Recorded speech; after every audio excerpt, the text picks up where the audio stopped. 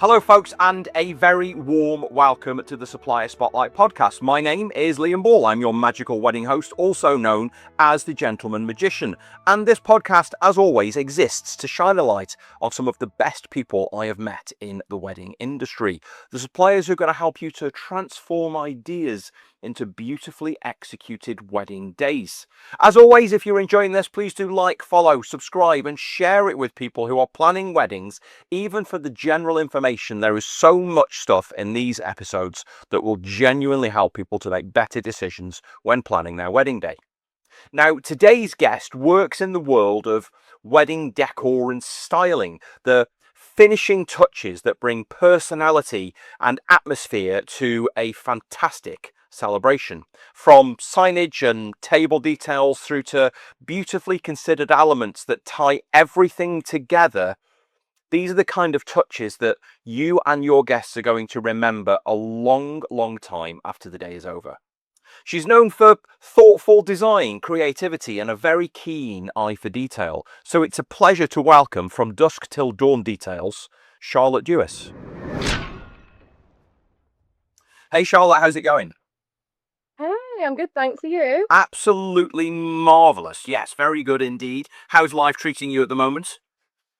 Good, good. Nice and busy, prepping for all the weddings to start up. But yeah, nice and busy. That's it, and this has come up a couple of times, I think. So many people out there who are getting married, they're planning their day. And of course, for the most part, people are doing it once and they're so focused on their day that's that.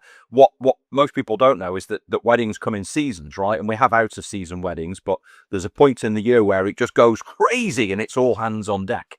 We're definitely coming to that, aren't we?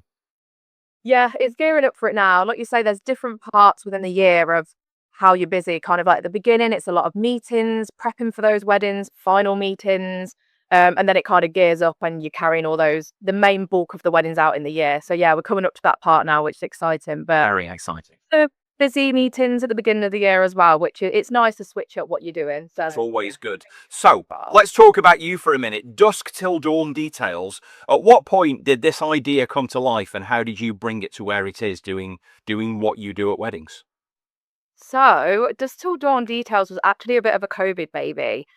So the way I started with the Lux picnics. So I don't know if you've seen them before. They're kind of like really intimate picnic setups, low level picnic tables. And I really wanted to take it to the next level. There was kind of that gap in the market at that moment.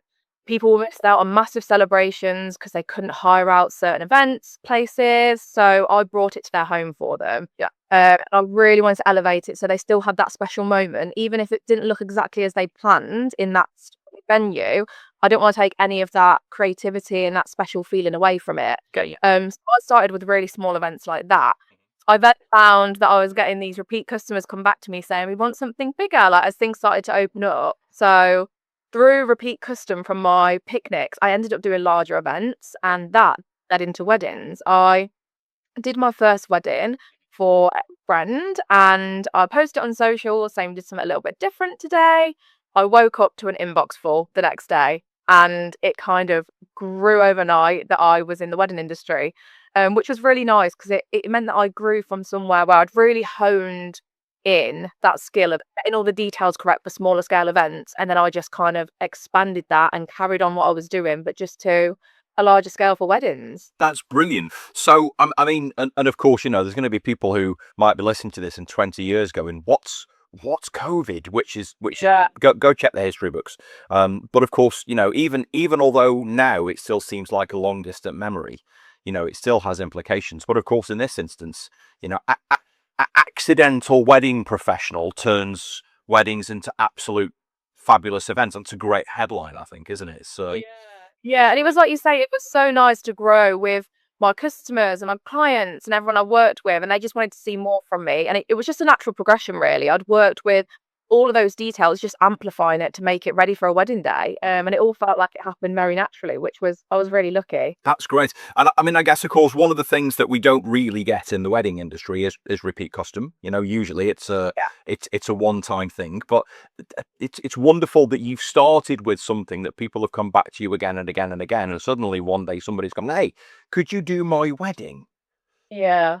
And They wanted more from me. yeah, I mean, I guess like the first time somebody asked you that question, and by the fact that you're here doing this, that there must have been an element of you kind of going, yes, absolutely, of course I can, put the phone down and going, what have I done?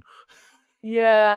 I think the first wedding, I was kind of like, well, this is what I do. Like, I create events, I create special moments. It didn't feel like too much of a jump, really, because I was so invested in it all. It was the next day when I woke up to an inbox full of requests. I was like, whoa, okay, we're doing this. Like, we're going for it. That's fantastic. Such a great story. So have you always been creatively inclined, or is this something that you've kind of unlocked and discovered as you've gone along on this journey?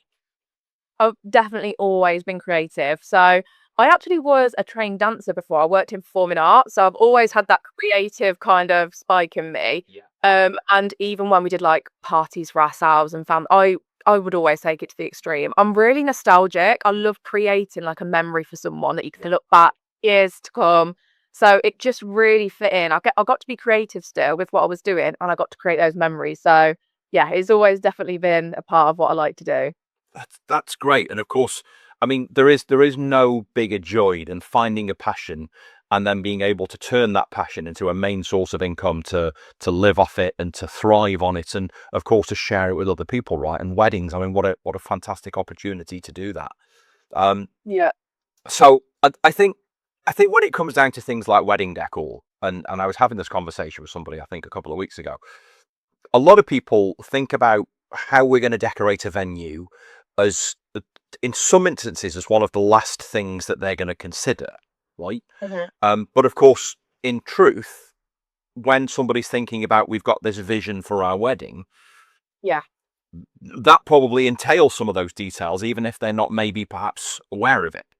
Yeah, I think actually when you start looking at your styling, it actually unlocks a lot of answers to questions you were struggling with. So I find that when people talk to me about their color palette or what their main focus is, it kind of shifts and helps for the rest of the day and how that's going to look. So, for example, it can be even small things like if you want a photo booth, for example, Yeah. they might have a few different styles. It's like, well, where do you start? If you haven't got your styling in place, it kind of makes those smaller decisions harder. So kind of see the vision of a day as a whole, because it's not just how it looks, it's how it feels as well. Yeah. Once you've sorted your styling, you kind of get that feel for how it's going to be. It actually brings clarity to a lot of other things. So kind of looking at your venue style a little earlier can actually be really helpful. I think sometimes, like you say, people think, we'll leave it a little bit later, but actually it can be really helpful. And you have so many ideas running around in your head. Just to tick something off and quieten that down a little bit, Yeah. can just bring so much clarity and calmness to it. Yeah, I think you're right. I think a lot of people will look at a wedding and think, oh my goodness, I've got to plan a wedding. It's a massive undertaking and I've got no idea how to start. And in actual fact, what we all know is that for every element of the day, there's somebody who's a professional who knows what they're doing, who will come in and take care of it for you. And if you break that down into smaller and smaller little increments of jobs, actually it becomes a more, I'm not saying it's easy by any stretch or stress-free, but it becomes a much more straightforward undertaking. So let's kind of hone in on venue styling. Give us some examples of the variants of different kinds of services that you as a venue stylist would offer. So we mainly focus on the table decor, the chair decor, your backdrops, your signage, but that can look, it sounds like it can just be quite a small amount of things that we offer, when actually we can cater to any venue really, any style. It just depends on what you're looking for. But when we speak to couples, it soon becomes clear kind of what they're going for. So once we see the venue, we can see the side of it and how we can complement it. It can be things like place settings and charger plates, which people might not think about. It's all those little details that we can bring in that can really elevate something, even if you want it simplistic styling. Yeah. There's things that we can do to layer it up so nothing feels overwhelming, but actually it creates the whole vision that you kind of put those little bits together. Get you. Now, something you said there, and this is always a fun question. I mean, I'm from the north, the potteries, so I know what it is. But for people who are out there who've maybe heard the term and have kind of gone, okay, but then don't know. Yeah. What's a charger plate? This is a question I get asked all the time. You definitely get it from grooms as well. They're like, what are you talking about? Yeah. So a charger plate is basically a plate that's put down on the table, it's for decor. And your serving plates will be put on top of it. But what it kind of does is it sets the place setting for your guests as soon as they arrive. So obviously, once they sit down at the table, food isn't there straight away. It kind of is a way to make them feel considered and welcome to the table. And it just adds an extra layer of that styling for you. Yeah. Because sometimes you'll find that people focus on centerpieces, which is right in the center of the table. But how can we make the rest of the table kind of bleed and blend out to look just as considered as the rest of it? So charger plates and styled napkins is a really good way to do that. Yeah. And of course, again, you know, when it comes down to things like napkins, I mean, I was a trained steward when I was in the army. So there's a million and one different kinds of napkin folds that you can do as well, aren't there? And and everything beyond. What's your favourite napkin fold?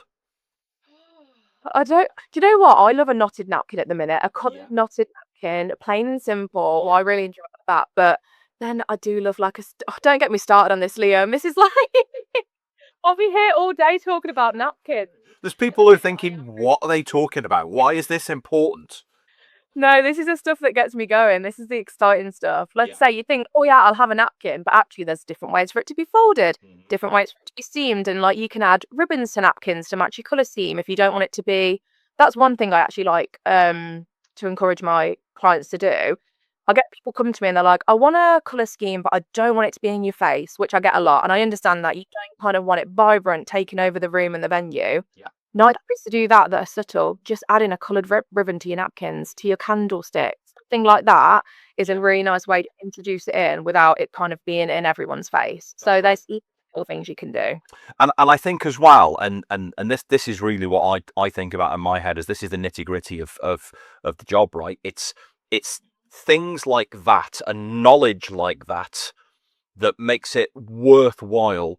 Number one, hiring a professional. Number two, speaking to people so you've got ideas, and of course, number three, listening to podcasts like this that really kind of get that information out. So when you're kind of thinking about all these different options that you can have, at one point, do you think it becomes too much? Yeah, there's a fine line between doing too much and kind of not doing enough. There's not a right or wrong option. It's very dependent on the couple, the venue, the style of day they want and how they want it to feel. I do have some weddings where more is more. That's when we're doing kind of like a fun, vibrant colour scheme. Like I've got one coming up that we're doing pink, orange, we're doing disco balls, we're going to the full extent of it. That, like, let's layer, let's add more. That could be really fun. But if they want a more simplistic one, it's kind of, let's not throw everything at it. Let's layer it in a way. I think the way for me to achieve it by not being too much is layering different elements. You can have your large centerpieces in the middle, but actually it might be that they want a softer approach and layer. So smaller bud vases and different candles and things like that. It really is personal to even like the style of table. So you've got like a long banquet style table where layering works really well.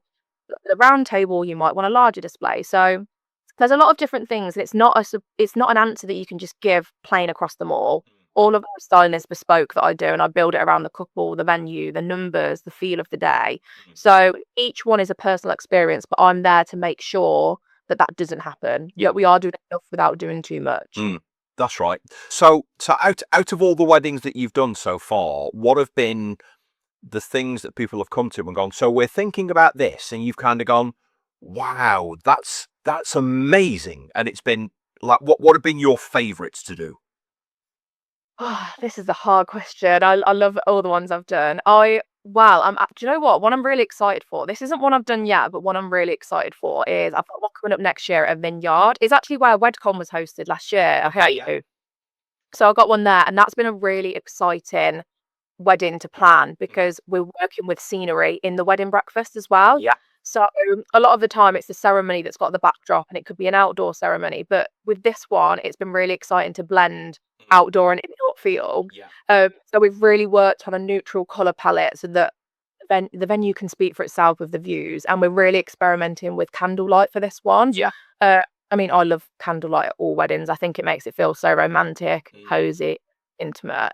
But for this one, we've really worked with a neutral colour palette and lots of candles so that we're still giving it that impact without overwhelming. So I think it's really exciting when you get to work with venues like that really do speak for themselves. We can still elevate it without overwhelming it. Yeah, and I think that's the key line, isn't it, really? That you can go to a wedding venue where it's already fabulous, it's already great, it's already brilliant, and then you get to bring in these personalized, bespoke elements. I mean, what kind of a difference would you say that even the small bespoke touches can make to a day over just a general setting? Yeah, it takes it from a gorgeous wedding venue that when you walk in, you are still wowed. It's an amazing feeling to have for a couple to walk in and can see the vision coming to life straight away. But just those small touches change it from just a venue to a wedding. It's kind of that moment. It kind of sets the scene. It's about the feel. So with decor, I always say it's not just about how the room looks. It's a feeling you're trying to get for your guests and yourself.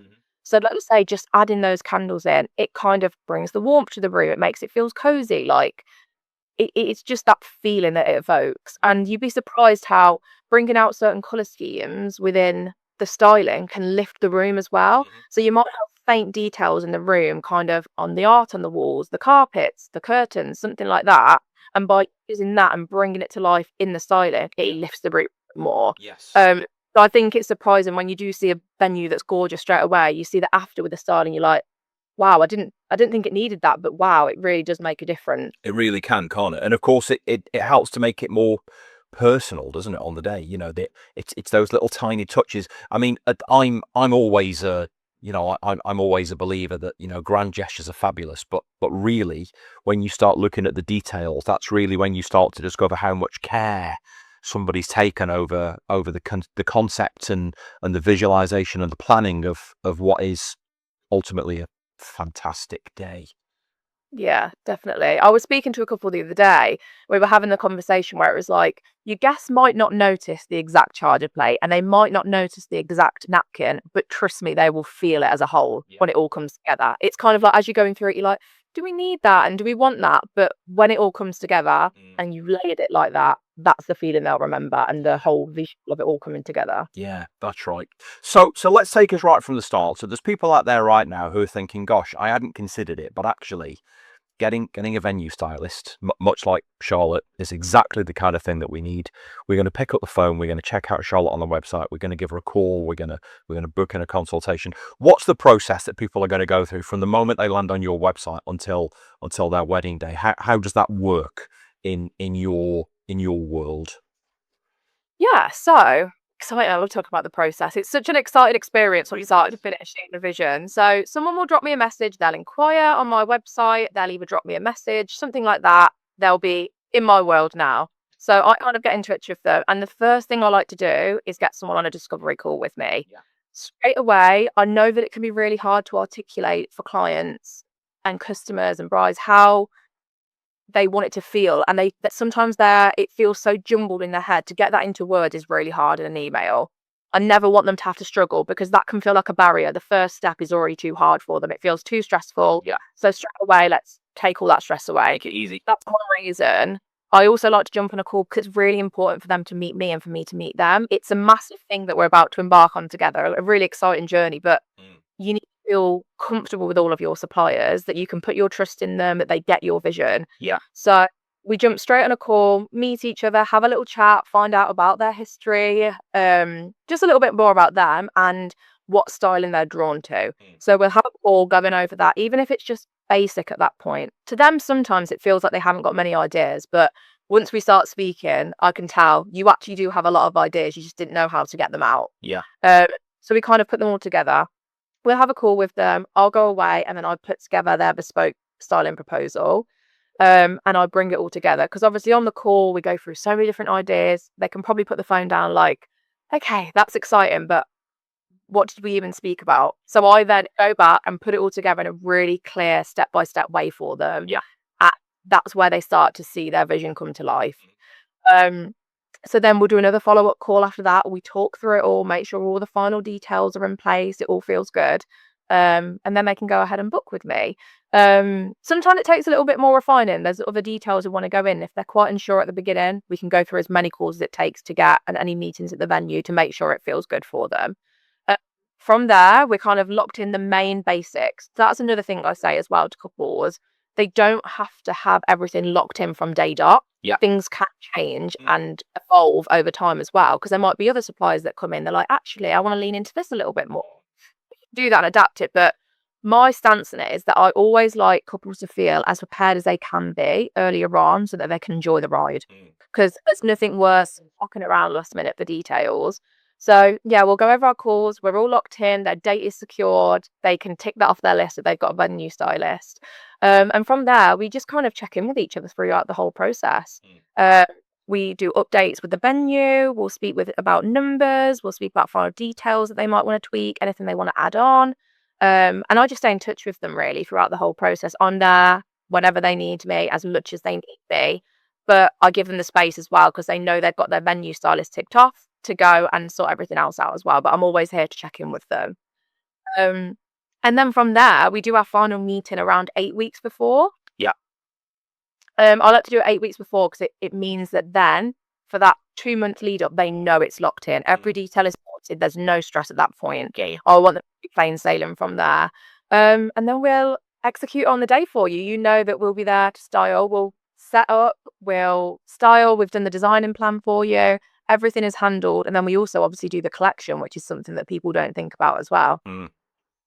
I think, yeah, I mean, just hearing that and the thought process that's gone into that as a customer journey.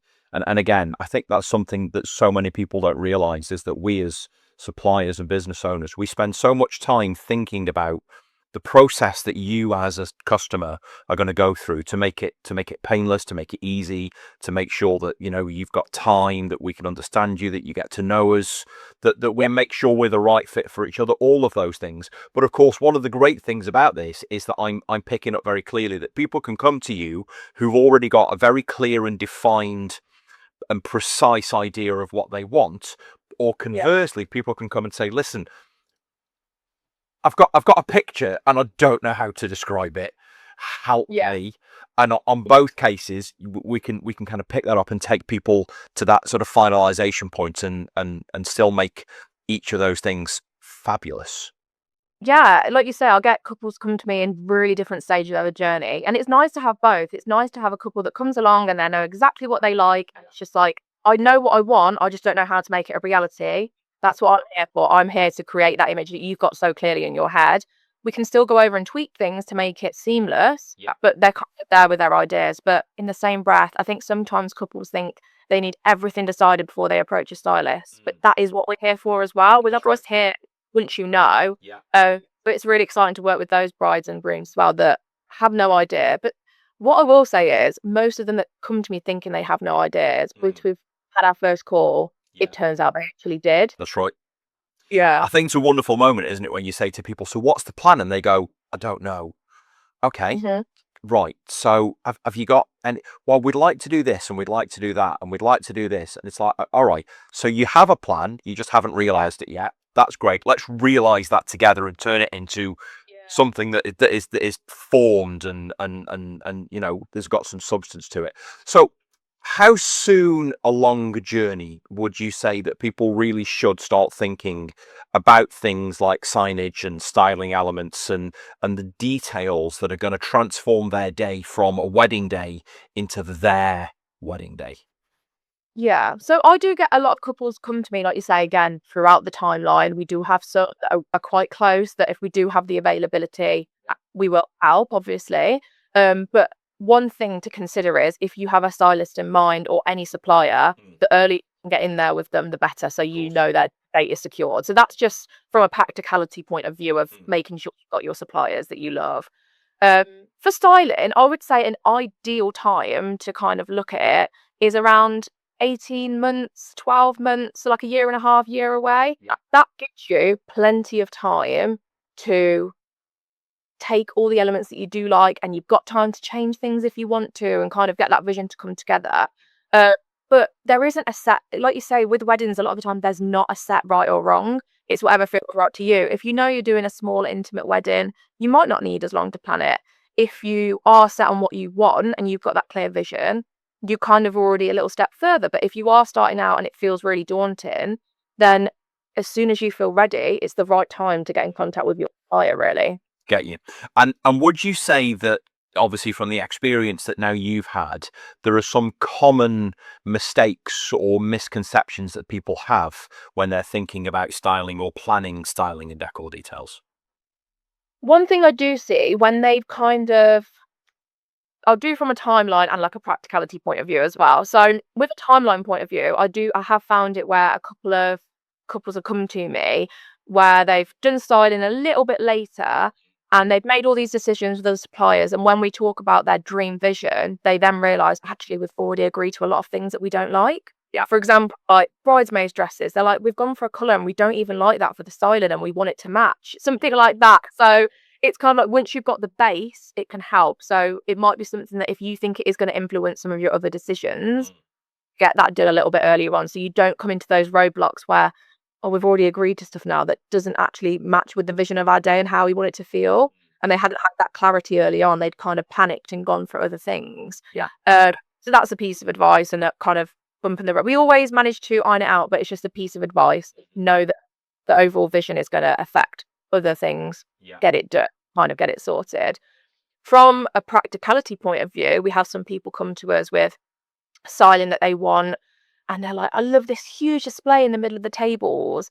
And that's where we can jump in and kind of say, actually, you've got to think of practicality of your centerpiece as well. So it's not just how it looks nice. Those centerpieces look stunning. Your guest has got to sit there with that in front of them all day then. So it's like how the guest experiences as well. Yeah. So we can kind of help with those things. But we do that in a discovery call quite early on. So we can kind of iron those things out. Yeah. I mean, something as well that it's just kind of popped into my head as I've been listening to some of that is that probably one of the things that would help people to maybe avoid some of these errors early on, and I constantly talk to people about this, and I think this is really relevant, is for them to actually sit down and put together some kind of vision board, which would also then start to include design elements and details. Is that something you've helped many people with?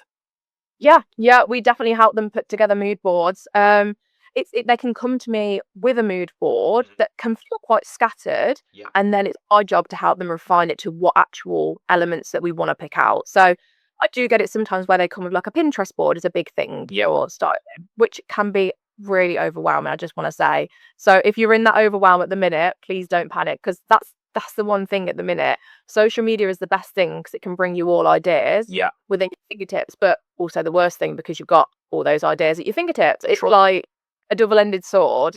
So they come to me with a Pinterest board that feels really scattered, and they're like, they're all different. I don't know which one I like the most. And I'm like, you say that, but this one has the same candle as this one. So you like candlesticks because they're on every single one. Yeah. So let's pull that out and let's make a new mood board that's more refined with what you actually like from that. Yeah.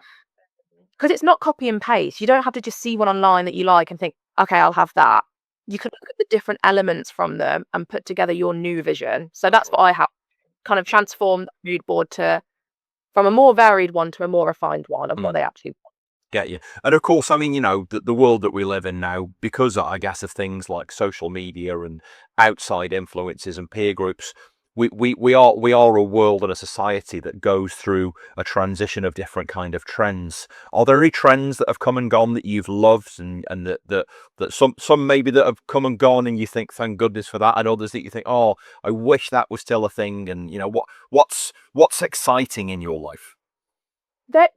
Trends is a really hard one with wedding styling, because I think people can get easily drawn into it of that trend at the moment and they think, I want that, but will that be something you want? Because the thing is as well, you could plan your wedding 18 months in advance and by the time it comes round, you could feel differently about it. That's right. So I always do say, try and not listen to trends too closely and kind of pick out what you do like about them, but don't feel like you have to go with that thing that's in your face at the moment. A trend I do like is I like the ribbons, the colourful ribbons. So like the details on like candles and like big over the top ones on chairs. I do like that, and I think that does have some longevity in it as well.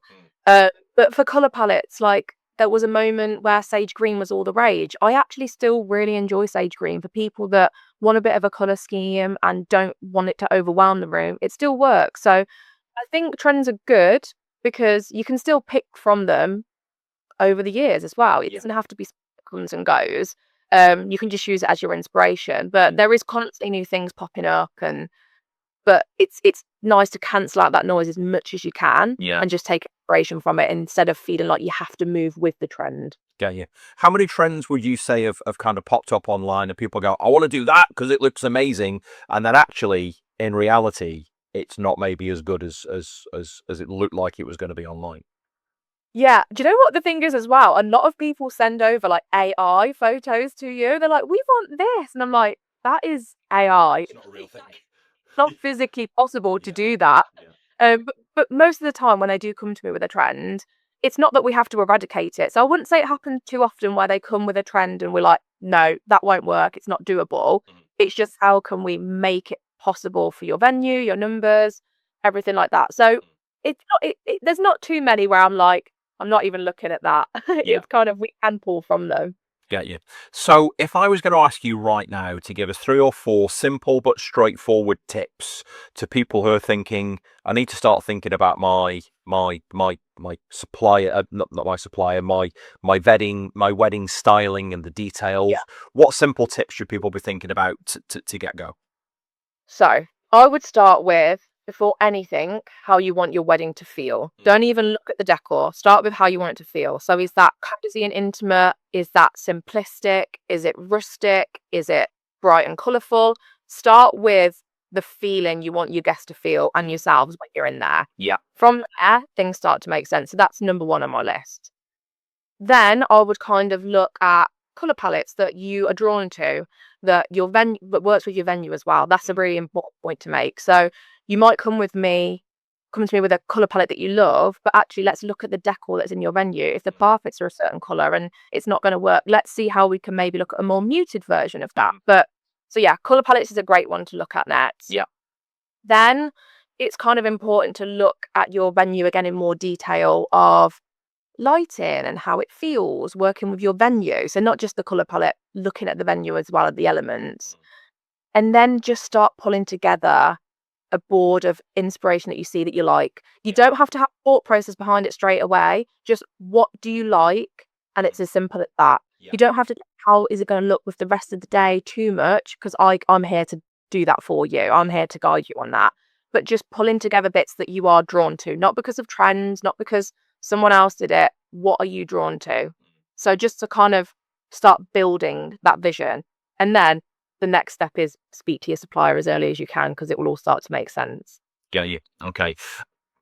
From your history then, all those things considered, what would you say has been one of the most creative, detailed ideas that somebody's had where you've thought, I can definitely do this and it'll be brilliant, and then you've brought it to life? Oh, it's a good one. To be honest, I don't think there's been many where I'm just like a yes man. I'm like, we can do it. So, but not really people have brought to me that I'm like, oh, how are we going to do that? I'm kind of like, yeah, cool. We'll do that. We'll make it work. So there's not too many that I've been like, oh, scared by. Most people have really stunning ideas from the get-go, but there is one that I've mentioned it earlier. One that I'm excited to do coming up this year is the bright, colourful one. So we've got do you know what? On paper, it probably sounds a bit crazy, but the vision board we put together and the ideas is done in a really classy way. We're doing pink, orange, we're doing disco balls and cheetah print. Wow. So pink, orange, disco, but I'm on board, and cheetah print. Yeah, and it sounds like what they really wanted, a fun atmosphere. That's where we started, the vibe we had, and we were like, okay, let's run with it. And she was like, I want to go out there, but I want to do it in a way that doesn't look tacky. Yeah. And it isn't going to be too much. So we pulled all those elements and said, for example, with a cheetah print, we don't want that everywhere, but where can we add it so it's a fun little layer? Yeah. It's kind of like those things. And the disco ball, do you know what? It might be unpopular, but I love disco balls at a wedding. I think it's so fun. Do you know what I went to a wedding a few months ago now, and it was in a barn. And their kind of party area had this big sort of vaulted, barn ceiling, loads of beams and stuff. And the on the day after the wedding breakfast, kind of in a little break in between, a supplier turned up with a van, opened the back of the van, and it was just full of disco balls. And they went in and they must have hung up in this room like 20 or 30 disco balls. And I was like, isn't this going to be a bit of overkill? And she went, wait till the lights go out. Yeah, trust the process. Yeah, there's a lot of wedding charities like that. Trish the process. That's right. You're like, I get it now. Yeah, the lights went out. They, you know, the DJ lights came on and the uplighters, and I was like, wow, this is amazing. So yeah, definitely. Listen, Charlotte, it's been absolutely fantastic chatting to you, and this has been a really, really valuable conversation on certainly this particular aspect of weddings. If there are people out there and they want to get in touch, they want to chat to you, they want to find out more, and they want to book you, how can people do that? Where can we find you online and on socials? You can find me on my website, which is www.dusktildawndetails.co.uk. You can find us on Instagram, again, Dusk Till Dawn Details, and the same on Facebook. Fantastic. Charlotte, it's been an absolute pleasure. Thank you so much for coming along. And yeah, let's catch up again sometime soon. Thank you so much. Take care. Speak to you again. Bye. And there you go, folks. What an absolutely fascinating chat and a deep dive into the world of the finer details of wedding styling. From a thoughtful, creative human being who works in the industry and really knows how to bring everything together beautifully. I wholeheartedly recommend you get in touch with Charlotte, and you can find her online. It's dusktildawndetails.co.uk and on Instagram and Facebook, Dusk Till Dawn Details.